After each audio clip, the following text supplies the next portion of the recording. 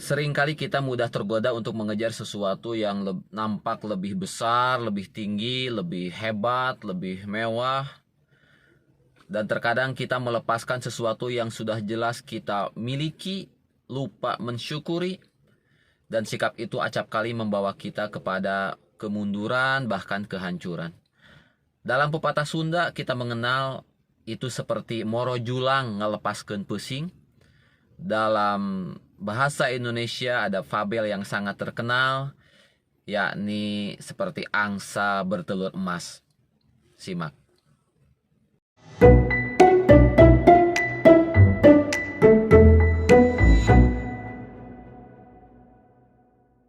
Assalamualaikum warahmatullahi wabarakatuh. Kawan-kawan sekalian, berjumpa kembali dengan Kang Lutfi Daily di hari yang masih pagi ini ya. Ada sebuah fabel yang sangat terkenal, mungkin kawan-kawan juga sudah pernah mendengarnya, tentang angsa bertelur emas. Ceritanya konon ada seorang petani miskin yang dia memiliki peliharaan beberapa ekor angsa. Suatu pagi dia terbangun, kemudian menuju ke kandang angsanya untuk melihat keadaannya, dan dia cukup kaget melihat sebuah benda yang berkilauan seperti sebuah telur tapi berkilauan. Ketika didekati, dia melihat bahwa telur tersebut aneh karena telur tersebut berkilauan seperti layaknya sebongkah emas. Dia awalnya menganggap bahwa ini prank. Bahwa ini prank, ini ada yang iseng, ini ada yang ngeprank dia gitu ya. Sesuatu yang bohong. Tetapi dia juga ragu dengan pandangan matanya sendiri yang nampak bahwa telur ini memang seperti sebongkah emas. Maka akhirnya dibawalah telur tersebut ke pasar. Dan luar biasa dia terkejut dan kegirangan bahwa ternyata memang si telur ini terbuat dari emas murni, berlapis emas murni. Maka akhirnya dia menjual telur tersebut dan alhamdulillah dia mendapatkan uang yang sangat banyak. Kemudian hari berganti, di pagi hari esok harinya dia bangun kembali, dia menuju kandang kembali, dan terkaget-kaget dia ketika nampak lagi ada sebongkah telur emas yang seperti dia dapatkan di pagi sebelumnya. Dia segera tidak banyak berpikir, dia segera kembali mendatangi pasar, kemudian ditaksir, dan ternyata betul bahwa telur itu adalah telur emas. Dia jual kembali. Kemudian di esok harinya terjadi lagi hal yang demikian. Maka dalam waktu singkat petani ini luar biasa kegirangan dan dia mendadak kaya, menjadi OKB, orang kaya baru. Senang luar biasa. Hari berganti, angsa itu setia senantiasa memberikan kepada petani miskin ini, yang asalnya miskin sekarang sudah kaya. Hari berganti, angsa itu setia selalu memberikan telur-telur emas setiap paginya. Maka terbayang oleh kita betapa berubah kehidupan petani ini menjadi seorang yang kaya raya dari seorang yang tadinya petani miskin. Tetapi dia mulai gelisah, tidak lagi sabar untuk menunggu hari berikutnya. Tidak lagi sabar untuk menunggu pagi berikutnya melihat angsa itu mengeluarkan telur emas lagi. Maka kemudian dia berpikir bahwasanya daripada aku menunggu setiap pagi memungut satu butir telur emas, maka lebih baik aku bedah sekarang perut angsa itu supaya aku bisa mendapatkan emas yang banyak sekaligus. Entah pikiran dari mana petani tersebut. Kemudian dia melakukan apa yang ada dalam lintasan pikirannya. Dia bedah perut angsa tersebut dan kemudian ternyata tidak ada apa-apa di sana. Tidak ada telur emas satupun. Maka sedihlah petani ini, meraung karena apa?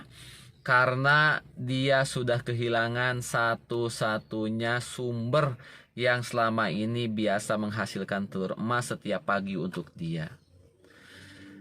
Kawan-kawan sekalian, fabel ini sesungguhnya bagi kami banyak memberikan pelajaran yang berharga. Dalam sebuah organisasi, sebuah bisnis, tentu saja kadangkala kita selalu digesa, diburu-buru untuk mencapai target-target, bukan hanya pekanan, bulanan, bahkan bisa jadi harian. Target harian kita di mana bisnis kita, usaha kita harus selalu menghasilkan. Itu sesuatu yang lumrah. Tetapi dalam melakukannya, kadangkala kita juga lupa untuk memperhatikan kapabilitas untuk organisasi itu agar bisa terus-menerus menghasilkan profit, menghasilkan keuntungan dalam jangka waktu yang panjang. Persis seperti petani tadi, bahwasanya keuntungan hari ini, keuntungan jangka pendek itu memang diibaratkan seperti telur-telur emas yang dia dapatkan setiap pagi. Sedangkan angsa adalah merupakan kapabilitas organisasi, usaha yang itulah yang harus diperhatikan, yang selalu akan bisa memberikan keuntungan jangka panjang untuk kita. Kadangkala kalau kita hanya berkutat di apapun caranya, yang penting menghasilkan, apapun caranya, yang penting menguntungkan, apapun caranya, yang penting kita menang, dan kita mengabaikan organisasi, kesehatan organisasi sehingga yang bisa bertahan panjang, maka itu sungguh sangat membahayakan kawan-kawan sekalian. Kita hanya mengharapkan telur emas sekarang, tetapi kita membunuh angsanya. Kita tidak memperhatikan kesehatan organisasi, kesehatan lembaga, maka bisa jadi dia bisa mendapatkan keuntungan cepat, tetapi juga dia akan segera berlalu, tidak bertahan lama organisasinya ataupun bisnisnya. Tetapi sebaliknya, kalau kita juga terlalu memperhatikan angsanya, diberi makan, diistimewakan, diwowoy, cek orang Sunda mah ya, diwowoy. Tetapi ternyata angsa tersebut nyata-nyata juga tidak menghasilkan. Ini juga sesuatu yang keliru, sesuatu yang lambat laun otomatis karena dia tidak menghasilkan sesuatu, maka otomatis dia pun akan kehilangan kemampuan untuk memberi makan angsa itu terus-menerus. Demikian mungkin kawan-kawan sekalian, keseimbangan yang rumit yang harus kita bangun. Jangan sampai kita hanya mengejar keuntungan sesaat, tetapi kita lupa merawat angsa yang justru selama ini sudah terbukti menghasilkan. Kita lupa merawatnya karena kita hanya sekedar ingat mencari keuntungan. Sehingga bisa jadi angsa ini akan segera mati dan keuntungan pun tidak akan kita dapatkan lagi. Demikian juga kalau kita harus mengevaluasi diri, mengevaluasi organisasi. Kalau kita terlalu banyak memberikan resources terhadap angsa, memberikannya makan, memberikannya pelayanan, tapi juga kita lupa melihat apakah angsa ini menghasilkan atau tidak, dan nyata-nyata dia tidak menghasilkan, maka organisasi bisnis itu tidak akan mampu berjalan lama karena dia hanya mengeluarkan pemberian makan kepada angsa, tetapi angsa tersebut nyata-nyata tidak menghasilkan. Inilah barangkali keseimbangan yang harus kita bangun, kawan-kawan sekalian. Kalau di istilah Sunda juga memang ada ya, moro julang ngelepaskan pesing. Julang itu seperti seekor burung yang terbang tinggi gitu di pohon-pohon yang tinggi. Kemudian kita mengejar-ngejar burung tinggi itu, tetapi kita melepaskan pesing, terenggiling. Pesing itu yang biasa melata di tanah gitu, yang mudah untuk kita tangkap, mudah untuk kita konsumsi. Kita melepaskan yang itu, yang sudah dekat, yang sudah jelas, demi mengejar sesuatu yang tinggi, yang tidak jelas sebenarnya dalam jangkauan kita. Nah, ini kami kira ini seirama dengan cerita angsa bertelur emas tadi.